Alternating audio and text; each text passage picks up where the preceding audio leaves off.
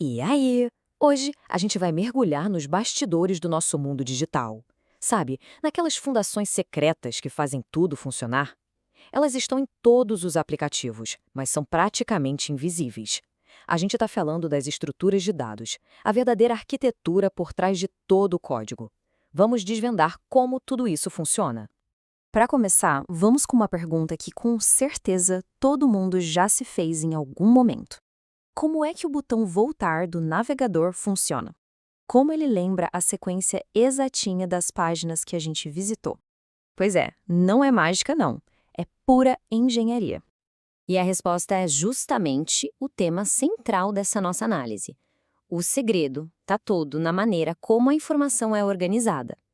É essa organização dos dados que permite que os programas façam tarefas super complexas de um jeito eficiente e, lógico. Ok, então o que são exatamente essas tais de estruturas de dados? A melhor forma de pensar nelas é como uma caixa de ferramentas de informação. Cada ferramenta ali dentro tem um propósito muito específico, sabe? Foi projetada para resolver um tipo de problema. Mas antes de falar das estruturas, a gente precisa entender o material que elas usam, os dados.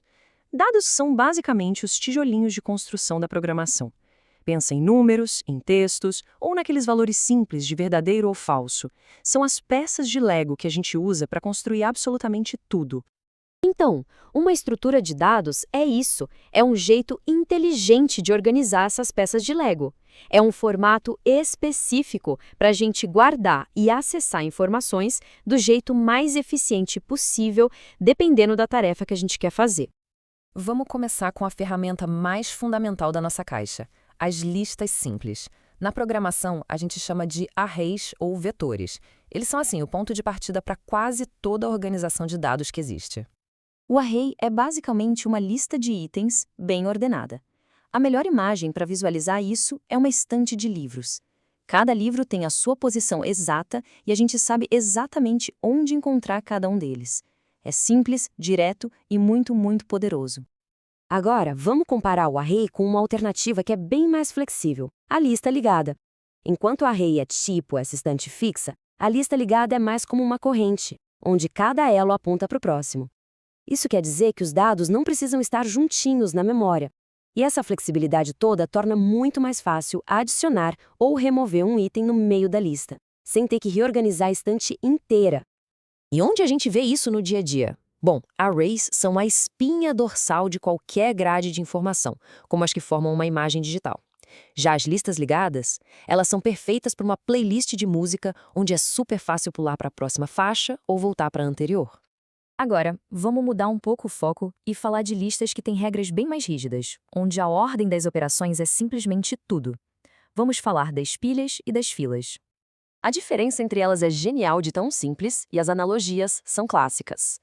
Uma pilha funciona com o princípio LIFO, Last In, First Out, ou seja, o último que entra é o primeiro que sai. É só pensar numa pilha de pratos. A gente sempre tira o que foi colocado por último, o que está no topo. Já a fila é FIFO, First In, First Out. O primeiro que entra é o primeiro que sai, igualzinho a uma fila de bilheteria. As regras de uma pilha são super estritas, mas é justamente isso que a torna tão útil. A gente só pode fazer duas operações principais: push, para adicionar um item no topo, e pop, para remover o item do topo. Simples assim. Não tem como acessar o meio da pilha de jeito nenhum. E olha só que legal, isso nos leva de volta à nossa pergunta lá do início. O botão voltar do navegador usa exatamente uma pilha. Cada página visitada é empilhada. Quando clicamos em voltar, o programa simplesmente desempilha a última página da lista. As filas, por outro lado, gerenciam tarefas como os documentos que são enviados por uma impressora. Bem, até agora a gente viu estruturas que são lineares, são como uma linha reta. Mas e quando os dados não estão numa sequência simples? E se eles tiverem relacionamentos super complexos entre si? É aí que entram umas ferramentas mais avançadas. O primeiro deles é o dicionário, que muita gente também conhece como HashMap. A melhor analogia é pensar numa agenda de contatos. Em vez de percorrer uma lista inteira, a gente pode ir direto no nome, que é a chave, para encontrar o número de telefone, que é o valor. É um jeito incrivelmente rápido de achar uma informação. Esse slide aqui ilustra o conceito de forma brilhante. A gente tem chaves como name e price, e cada uma delas aponta para um valor específico. Esse é o formato mais comum que existe para lidar com dados que vêm de bancos de dados ou de APIs, associando informações de um jeito bem claro e direto. A seguir, temos as árvores. Elas são simplesmente perfeitas para representar dados que têm uma hierarquia. A melhor analogia é um organograma de uma empresa ou uma árvore genealógica mesmo, onde tem uma única raiz lá no topo e tudo vai se ramificando a partir dela. E olha, as árvores estão por toda a parte. O sistema de arquivos de um computador é uma árvore gigante. Os bancos de dados usam árvores para indexar informações e fazer buscas numa velocidade impressionante. Elas são fundamentais para organizar qualquer tipo de informação que tenha essa estrutura de pais e filhos. E, finalmente, a gente chega na estrutura que é, talvez, a mais flexível e poderosa de todas, o grafo. Se as árvores são para hierarquias, os grafos são para redes. Eles conseguem modelar relacionamentos super complexos, onde qualquer ponto pode se conectar a qualquer outro ponto. Os grafos são a tecnologia por trás das redes sociais. Por exemplo, mapeando como todas as pessoas estão conectadas umas às outras. Eles também são o motor dos aplicativos de GPS, encontrando o caminho mais curto entre dois pontos numa rede gigantesca de ruas e cidades.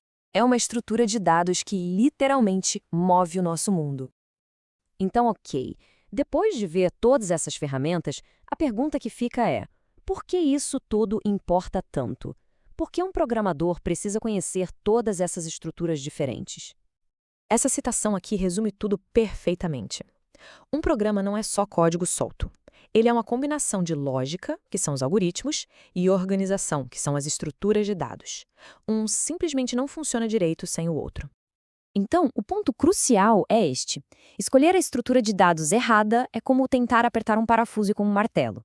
Sabe, pode até funcionar, mas vai ser lento, ineficiente e provavelmente vai quebrar alguma coisa no caminho. Saber qual ferramenta usar é o que separa um software mediano de um software excepcional. Para terminar, fica uma pergunta para reflexão. Da próxima vez que um aplicativo for usado, ou ao navegar na internet, vale a pena pensar um pouco.